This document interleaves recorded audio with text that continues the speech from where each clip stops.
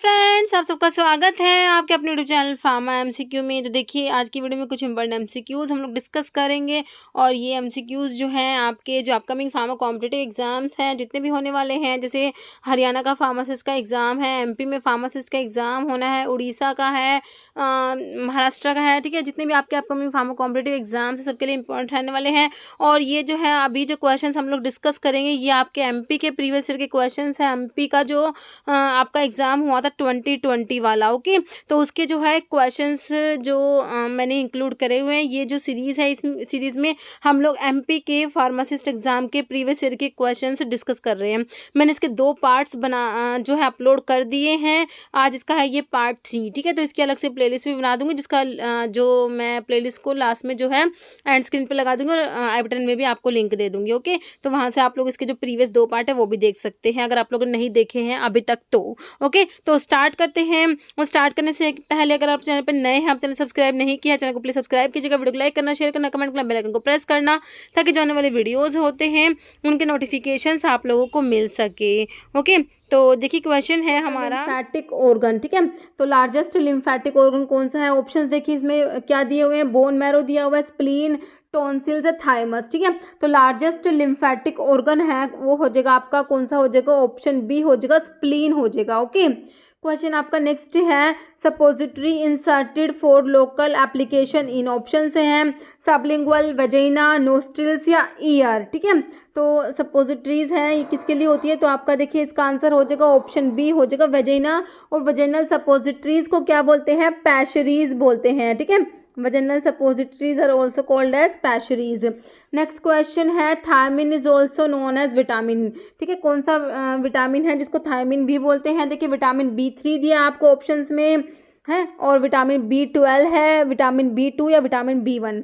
देखिए जो vitamin B1 होता है ना, B1 को क्या बोलते हैं? थायमिन बोलते हैं। विटामिन B1 को क्या बोलते हैं? थायमिन बोलते हैं। विटामिन B2 जो होता है उसको क्या बोलते हैं? राइबोफ्लेविन बोलते हैं।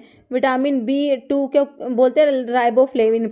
विटामिन B3 को क्या बोलते हैं? नायासिन होता है। B12 जो है साइनोकोबालामीन होता है, ओके, साइनोकोबालामीन, ओके, अमीन। और जो B12 हो गया साइनोकोबालामीन, B6 पायरिडोक्सिन होता है, B5 पेंटोथेनिक एसिड होता है, ओके। तो आपका इसका हो गया थायमिन होता है, विटामिन B1 को थायमिन बोलते हैं। तो आपका ऑप्शन डी राइट हो गया, ओके। ऑप्शन जो है आपका डी हो जाएगा B1। नेक्स्ट क्वेश्चन है emetics are used to. Option है induce vomiting, reduce acidity, maintain hydration या इंक्रीज रेस्पिरेशन, ठीक है। तो बिल्कुल सिंपल क्वेश्चन है, आपका ऑप्शन ए हो जाएगा, वॉमिटिंग को इंड्यूस करते हैं। नेक्स्ट क्वेश्चन है कॉजेटिव ऑर्गेनिज्म पूछे किसका? टाइफॉइड फीवर का। टाइफॉइड को एंटेरिक फीवर भी बोलते हैं, है ना। इसके लिए आप जो है डायग्नोस्टिक टेस्ट में विडाल टेस्ट पढ़ते हैं टाइफॉइड के लिए, है ना, विडाल टेस्ट पढ़ते हैं, ओके। तो अभी आपसे कॉजेटिव ऑर्गेनिज्म पूछा है। देखिए डिजीज और उनके कॉजेटिव ऑर्गेनिज्म का मैंने वीडियो बनाया हुआ है, आप लोग देखना। लास्ट टाइम रिवीजन के नाम से प्लेलिस्ट है, last time revision for pharmacist exam preparation, इस टाइप से प्लेलिस्ट है। उसमें इस टाइप के मैंने वीडियोस अपलोड किए हुए हैं जिसमें डिजीज और उनके कॉजेटिव ऑर्गेनिज्म का वीडियो मिल जाएगा, और जो डिजीज के डायग्नोस्टिक टेस्ट है इसका वीडियो भी उसमें मिलेगा आपको, ओके। तो टाइफॉइड का जो है कॉजेटिव ऑर्गेनिज्म बताइए। ऑप्शंस में फंजाई दिया है, आरएनए वायरस, क्लोस्ट्रीडियम या साल्मोनेला टाइफाई, ठीक है। तो टाइफॉइड का कॉजेटिव ऑर्गेनिज्म होता है हमारा ऑप्शन डी हो जाएगा, साल्मोनेला टाइफाई होता है। नेक्स्ट है noxious and unintended effect of drugs occurring in normal dose are known as. Option है adverse drug reaction, drug abuse, toxic reaction, therapeutic effect. तो बिल्कुल ये भी सिंपल है, ऑप्शन ए हो जाएगा adverse drug reaction. Next question है wool fat is which type of base. देखिए वूल फैट कौन से टाइप के बेस में आता है? देखिए ये क्वेश्चन है आपके जो ऑइंटमेंट के आप लोग बेस पढ़ते हैं ना, ऑइंटमेंट के बेस, ठीक है, उसमें आपके ओलिजिनस बेस आते हैं, एब्जॉर्प्शन बेस आते हैं, इमल्शन बेस आते हैं, और एक आते हैं वाटर सोल्यूबल बेस आते हैं, ओके। तो ओलिजिनस जो बेस होते हैं इसमें जैसे आपका ये पैराफिन्स होते हैं, hard paraffin, soft paraffin, liquid paraffin, ये आ जाते हैं ओलिजिनस बेस में। एब्जॉर्प्शन बेस में आपके वूल फैट आ जाएगा, वूल अल्कोहल आ जाएगा, हाइड्रस वूल फैट आता है, बीज वैक्स आता है, किसमें, एब्जॉर्प्शन बेस में। इमल्शन बेस में जो आपके वाटर इन ऑयल इमल्शन और ऑयल इन वाटर इमल्शन दोनों ही आ जाते हैं। वाटर सोल्यूबल में आपके जैसे पॉलीथिलीन ग्लाइकोल्स हो गए। ओके, तो आपको वूल फैट का भी आंसर मिल गया होगा। अभी ऑप्शंस देखिए आपके, ओके, एब्जॉर्प्शन, इमल्शन, हाइड्रोकार्बन या वाटर सोल्यूबल। तो मैंने अभी आपको क्या बताया, वूल फैट, वूल alcohol, bees wax, hydrous wool fat. तो ये किस में आते हैं, सारे के सारे एब्जॉर्प्शन बेस में आते हैं ना। तो आपका जो है ऑप्शन ए राइट हो गया, एब्जॉर्प्शन। ठीक है, क्वेश्चन नेक्स्ट है आपका, which one of the following is ethylene di. अब देखिए इथाइलिन डाइअमीन डेरिवेटिव में कौन सी ड्रग आती है, देखिए कार्बिनोक्सामिन है, ट्राइप्रोलिडीन है, डाइफिनहाइड्रामिन है, मीथापाइरिलीन है। तो आंसर हो जाएगा आपका ऑप्शन डी हो जाएगा, मीथापाइरिलीन। क्वेश्चन नेक्स्ट है, विच one of the following is not inhalation anaesthetic. ठीक है, सिंपल जनरल एनेस्थेटिक्स का जो क्लासिफिकेशन है ना, उससे क्वेश्चन है ये आपका। ठीक है, तो देखिए इनहेलेशन एनेस्थेटिक्स में कौन सा नहीं आता। अगर आपको जनरल एनेस्थेटिक्स का क्लासिफिकेशन पता है तो बिल्कुल सिंपल क्वेश्चन आपके लिए। देखिए हैलोथेन, क्लोरोफॉर्म, डाइथाइल ईथर या थायोपेंटल सोडियम।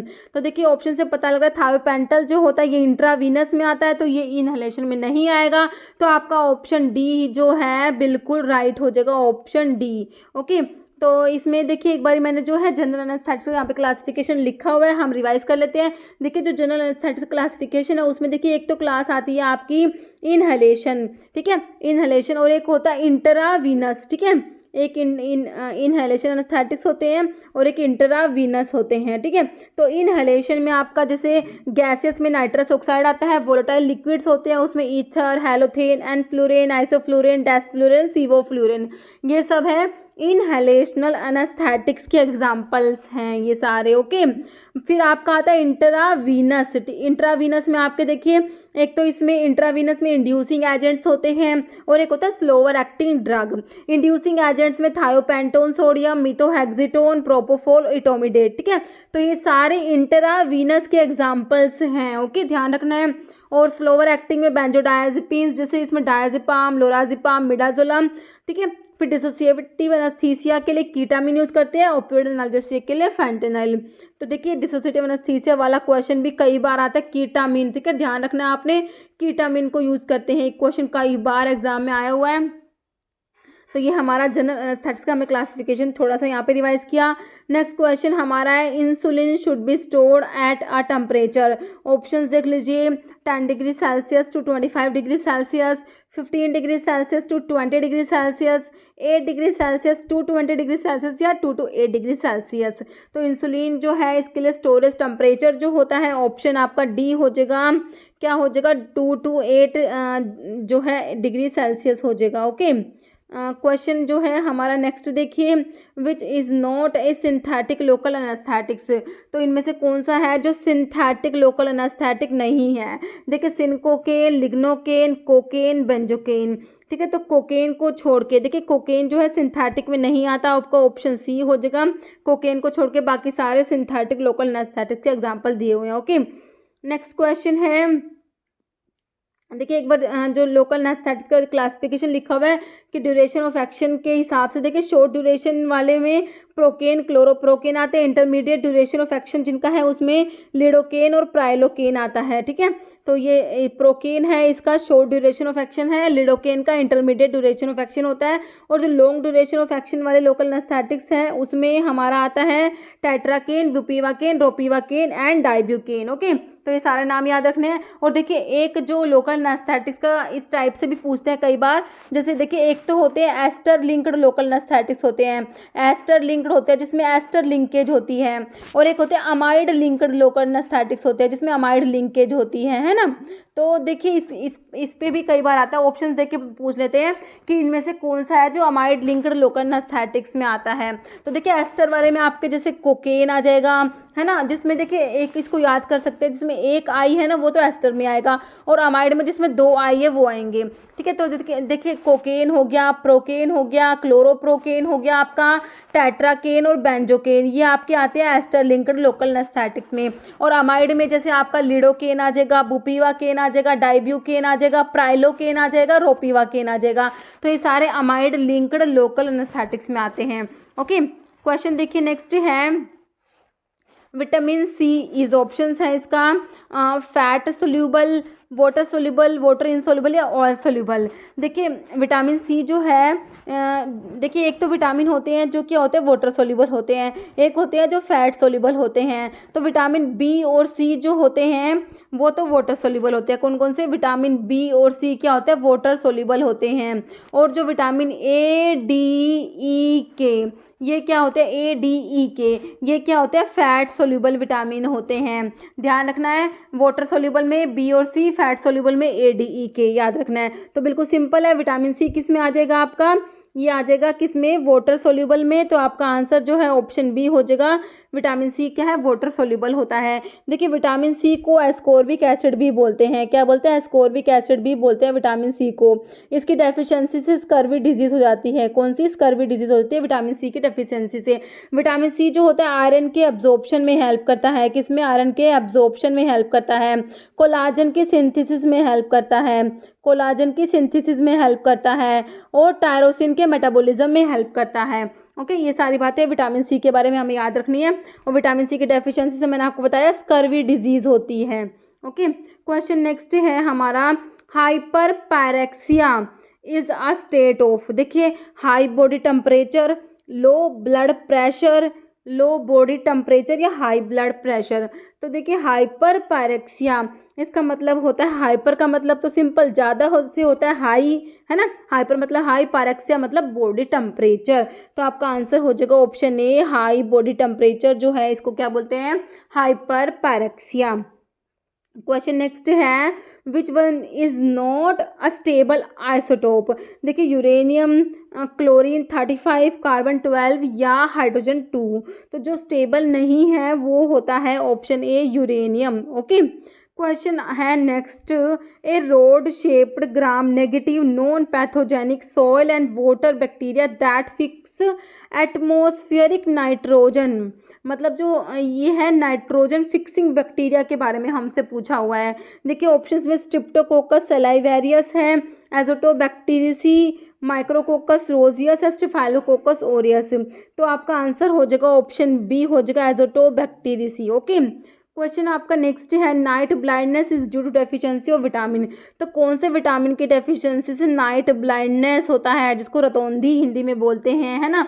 तो सिंपल है बिल्कुल, विटामिन ए की डेफिशिएंसी से क्या होता है? नाइट ब्लाइंडनेस होता है। तो आपका ऑप्शन ए ही राइट हो जाएगा, विटामिन ए की डेफिशिएंसी से नाइट ब्लाइंडनेस होता है। ओके, और विटामिन डी जो होता है ये स्टीरॉयडल होता है, एक बात तो याद रखनी है। और इसकी डेफिशिएंसी से क्या होता है? चिल्ड्रन में तो रिकेट्स होता है और अडल्ट्स में क्या होता है? ओस्टियोमलेशिया हो जाएगा अडल्ट्स में। ओके, चिल्ड्रन में क्या हो जाएगा? रिकेट्स और अडल्ट्स में ओस्टियोमलेशिया। किसकी वजह से? विटामिन डी की डेफिशिएंसी से। विटामिन डी जो कैल्शियम और फॉस्फोरस के एब्जॉर्प्शन में हेल्प कराता है। ओके, नेक्स्ट क्वेश्चन है हमारा, सोर्स ऑफ एस्प्रिन। एस्प्रिन जो है जिसको क्या बोलते हैं? एसिटाइल सैलिसिलिक एसिड बोलते हैं। एसिटाइल सैलिसाइलिक एसिड बोलते हैं एस्प्रिन को। ओके, तो जो एस्प्रिन का सोर्स क्या है ये पूछा है। देखिए सिंथेटिक एनिमल, प्लांट या मिनरल। तो ये जो एस्प्रिन है क्या होती है? सिंथेटिक होती है। ऑप्शन जो है आपका ए बिल्कुल राइट हो जाएगा। एस्प्रिन क्या है? सिंथेटिक होती है। देखिए एस्प्रिन जो होता है इसको कैसे प्रिपेयर करते हैं? सैलिसिलिक एसिड जो होता है, देखिए जो सैलिसिलिक एसिड होता है उसको ऐसे एक बार मैं आपको ड्रॉ करके दिखाती हूँ। ये होता है आपका सैलिसिलिक एसिड, COOH होता है यहाँ पे। ये हमारा क्या है? सैलिसिलिक एसिड होता है, सैलिसिलिक एसिड, है ना। और जो एस्प्रिन होता है, एस्प्रिन क्या होता है? जो सैलिसिलिक एसिड का एसिटाइलेशन कर देते हैं तो क्या बना देते हैं? एस्प्रिन बन जाता है। यहाँ होता है OCOCH3, मतलब जो ये हाइड्रोक्सिल ग्रुप होता है ना, OH ग्रुप, इसका एसिटाइलेशन होता है। ठीक है, तो इसके लिए एसिटाइल क्लोराइड या यूज़ कर लेंगे या फिर एसिटिक एनहाइड्राइड यूज़ करके तो क्या करते हैं? इसका एसिटाइलेशन कराते हैं तो इससे एस्प्रिन बनता है। और एस्प्रिन जो होता है बॉडी में जाके क्या होता है? हाइड्रोलाइज हो जाएगा सैलिसिलिक एसिड में। तो देखिए एक बार ना एक क्वेश्चन आया हुआ था कि एस्प्रिन जो होता है, एस्प्रिन इससे बॉडी में जाके मतलब कि ये इंटेस्टाइन में ये क्या होता है? सैलिसिलिक एसिड में कन्वर्ट होता है। तो कौन सी प्रोसेस के थ्रू ये जो एस्प्रिन है सैलिसिलिक एसिड में कन्वर्ट हो रहा है? तो ये जो प्रोसेस होता है ये हाइड्रोलिसिस होता है, सिंपल। ठीक है, एस्प्रिन जो है हाइड्रोलाइज हो जाएगा सैलिसिलिक एसिड में बॉडी के अंदर। तो ये ध्यान रखना, हाइड्रोलिसिस होता है। ओके, और ये हमारा हो गया, ये सैलिसिलिक एसिड से प्रिपेयर करते हैं। और इसमें भी सैलिसिलिक एसिड में भी कौन सा ग्रुप है जिसका एसिटाइलेशन हो रहा है, तो ध्यान रखना OH ग्रुप जो होता है ना, OH ग्रुप उसका एसिटाइलेशन होता है, ये भी ध्यान रखना है हमें। ओके, और इसको एसिटाइल सैलिसिलिक एसिड बोलते हैं, हमें पता ही है। नेक्स्ट क्वेश्चन देखिए, क्वेश्चन है penetration power of gamma rays is. देखिए जो अल्फा बीटा और गामा जो पार्टिकल्स होते हैं, सबसे ज़्यादा पेनिट्रेशन पावर किसकी होती है, गामा रेज की होती है, ठीक है, सबसे ज़्यादा। उसके बाद होती है बीटा की और सबसे कम होती है अल्फा की, ध्यान रखना है हमें। ओके, देखिए ऑप्शन में लोअर देन अल्फा पार्टिकल्स, तो कम तो नहीं होती गामा की। 100 more than beta particles, equal to alpha, alpha की इक्वल भी नहीं होती। लोअर देन बीटा पार्टिकल्स, तो गामा की बीटा से कम नहीं होती, ज़्यादा ही होती है ना। तो आपका ऑप्शन बी हो जाएगा 100 मोर देन बीटा पार्टिकल्स, ठीक है। जो गामा रेज होती है इनकी पेनिट्रेशन पावर अल्फा और बीटा दोनों से ही ज़्यादा होती है, तो आपका ऑप्शन बी राइट हो जाएगा। नेक्स्ट क्वेश्चन है shape of vibrio cholera, bacteria की शेप के ऊपर क्वेश्चन है। तो विब्रियो कोलेरा की शेप बताइए, bullet shape, comma shape, round shape या बोतल शेप। तो विब्रियो होते हैं कोमा शेप बैक्टीरिया को विब्रियो यूज़ करते हैं कोमा शेप बैक्टीरिया के लिए, तो आपका ऑप्शन बी हो जाएगा कोमा शेप। ओके, नेक्स्ट है, और देखिए इसमें लिखा हुआ है स्फेरिकल जो होते हैं कोकाई, स्फेरिकल शेप बैक्टीरिया को कोकाई बोलते हैं, रोड शेप को बेसिलस बोलेंगे, और स्पायरल होते हैं बैक्टीरिया, स्पायरल शेप बैक्टीरिया जैसे स्पायरोचीट्स जो होते हैं ना, स्पायरोचीट्स। स्पायरोचीट्स क्या होते हैं, देखिए स्पायरोचीट्स जो होते हैं स्पायरल बैक्टीरिया को स्पायरोचीट्स बोलते हैं। स्पायरोचीट्स जैसे सिफिलिस है, सिफिलिस का जो पॉजिटिव ऑर्गेनिज्म होता है ट्रिपोनिमा पैलिडियम, है ना, तो ये भी क्या होता है, स्पायरोचीट होता है। ओके, मतलब स्पायरल बैक्टीरिया होता है।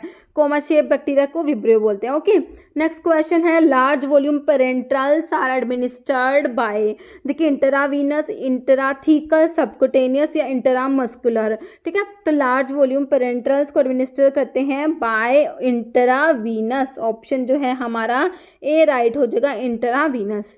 क्वेश्चन नेक्स्ट है जिसका आंसर आप लोग कमेंट बॉक्स में देंगे। क्वेश्चन है आपका multiple form of same enzyme is called, coenzyme, apoenzyme, isoenzyme या आइसोमरेज। इस क्वेश्चन का आंसर आप लोग कमेंट बॉक्स में देना है। इस वीडियो में इतना ही। अगर आपको वीडियो अच्छी लगी है तो लाइक करना, शेयर करना, और चैनल पे नए हैं तो मेरे आप लोगों से रिक्वेस्ट है कि चैनल को प्लीज़ सब्सक्राइब जरूर करना। Okay, thank you.